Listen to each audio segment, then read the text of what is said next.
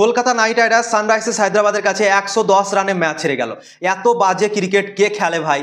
প্রথমে এত জঘন্য বোলিং করলো কলকাতার বোলাররা আজকে, এবং প্রত্যেকটা বোলার খুবই খারাপ বল করেছে আজকে, এবং 278 রান খেয়ে নিল সানরাইজার্স হায়দ্রাবাদের ব্যাটারদের সামনে। এবং যখন সেই রানটা চেস করতে লাগলো তখন কোনো ইন্টেন্টই দেখালো না। সুনীল নারায়ণ মারতে থাকলো একদিক থেকে, কিন্তু কুইন্টন ডিকককে যে আজকে ম্যাচ খেলিয়েছিল সে মনে হচ্ছে কি টেস্ট খেলতে এসছে। 13 বলে মাত্র 9 রান করেছে, কোনো 4-6 কিছুই মারেনি, এবং 13টা বলের মধ্যে 12টা বলে কোনো সে চেষ্টাই করেনি 4-6 মারার, এবং যে বলটাতে চেষ্টা করেছিল ছক্কা মারার সেই বলটাতে সে আউট হয়ে চলে গেল, এবং নিজের সাথে সাথে একটা রিভিউ কেউ নিয়ে চলে গেল।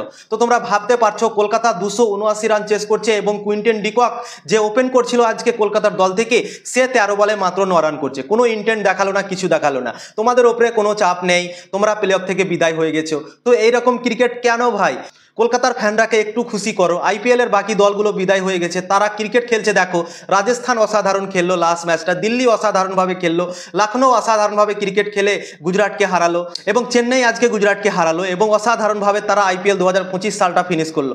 কিন্তু কলকাতার ব্যাটসম্যানরা মনে হচ্ছে কি আরও আস্তে আস্তে খারাপ হয়ে যাচ্ছে। আইপিএলের বাকি দলগুলো প্রথম দিকে হেরেছিল, কিন্তু আইপিএলটা শেষ হতে হতে তারা ফর্মে এলো, এবং লাস্ট মুহূর্তে তাদের ফ্যানদের অনেক বড় বড় একটা গিফট দিয়ে আইপিএল 2026 সালে তারা আসবে এবং অনেক পজিটিভ নিয়ে তারা বিদায় নিল। কিন্তু কলকাতা নাইট রাইডার্স যেভাবে আজকে ম্যাচ হারলো এবং 168 রানে অল আউট হয়ে গেল, 110 রানে ম্যাচ হেরে গেল, অনেক বড় বড় প্রশ্ন নিয়ে বিদায় নিল আইপিএল 2025 সালে। লাভনীত সিসোদিয়া একটা ইয়াংস্টার প্লেয়ার ছিল কলকাতা দলের, তাকেও খেলার সুযোগ দিল না আইপিএল 2025 সালে কলকাতা নাইট রাইডার্স। এবং আজকে কুইন্টন ডিকককে ম্যাচ খেলালো। কুইন্টন ডিকককে খেলার দরকারটাই কি ছিল? কুইন্টন ডিকককে 7টা ম্যাচ তোমরা সুযোগ দিয়েছিলে প্রথমে, এবং সে পুরোপুরিভাবে ফেল হয়েছিল। তারপর তোমরা গুরবাজকে সুযোগ দিলে, সেও ফেল হলো। একটা ম্যাচ বাকি ছিল আজকে, এবং সেই ম্যাচটাতে লাভনীত সিসোদিয়াকে খেলানো উচিত ছিল, এবং দেখা উচিত ছিল কি সে কীরকম খেলছে না খেলছে। আইপিএলের বাকি দলগুলো অনেকগুলো প্লেয়ার চেঞ্জ করলো, এবং তারা 2-3টা করে প্লেয়ার পেয়ে গেল। যেমন চেন্নাই সুপার কিংস 2টো নতুন প্লেয়ার পেল, একটা আয়ুষ মাত্রে এবং উর্ভিল প্যাটেল। উর্ভিল প্যাটেল 3 নম্বরে ব্যাটিং করলো, এবং আয়ুষ মাত্রে ওপেনিং করছে চেন্নাইয়ের, এবং অসাধারণ ক্রিকেট খেলছে এই দুটো প্লেয়ার। এবং 2026 সালে এই দুটো প্লেয়ার চেন্নাইয়ের দল থেকে কাজে লাগবে। কিন্তু কলকাতা নাইট রাইডার্স আইপিএল 2025 সাল থেকে কি নিয়ে গেল?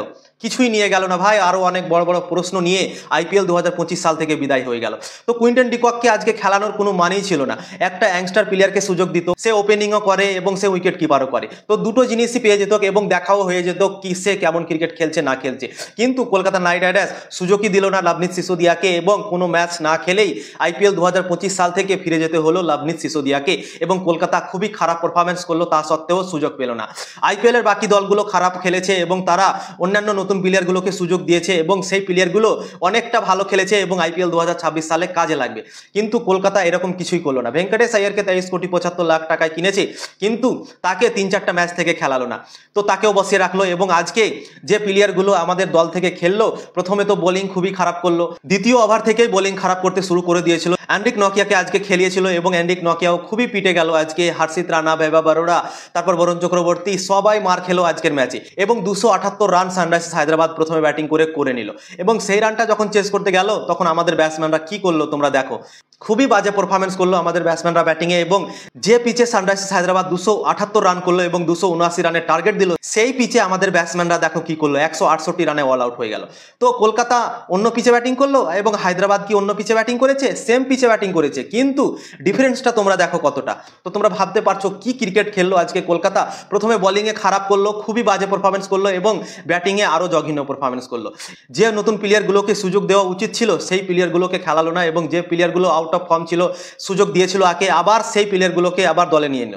তো কুইন্টন ডিকককে আজকে খেলানোর মানেই ছিল না, এবং লাভনীত সিসোদিয়াকে আজকে সুযোগ দিতে হতো, কিন্তু সেই জিনিসটা করলো না কলকাতা।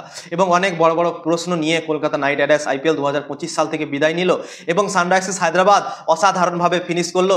লাস্ট 3টে ম্যাচ সানরাইজার্স হায়দ্রাবাদ লাগাতার জিতলো, এবং তারা অসাধারণভাবে ফিনিশ করলো, এবং আইপিএল 2026 সালে এই 3টে ম্যাচই কাজে দেবে, এবং এই কনফিডেন্সটা নিয়ে আইপিএল 2026 সালে তারা নামবে। কলকাতা যে এই ম্যাচটা খুবই খারাপভাবে হেরে গেল এবং আইপিএল 2025 সাল থেকে বিদায় নিল, আইপিএল 2026 সালে কিন্তু অনেক বড় বড় প্রশ্নও জাগবে, এবং যে প্লেয়ারগুলো খারাপ খেলছে তাদের উপরে তো প্রশ্ন উঠে গেল আজকের ম্যাচের পর।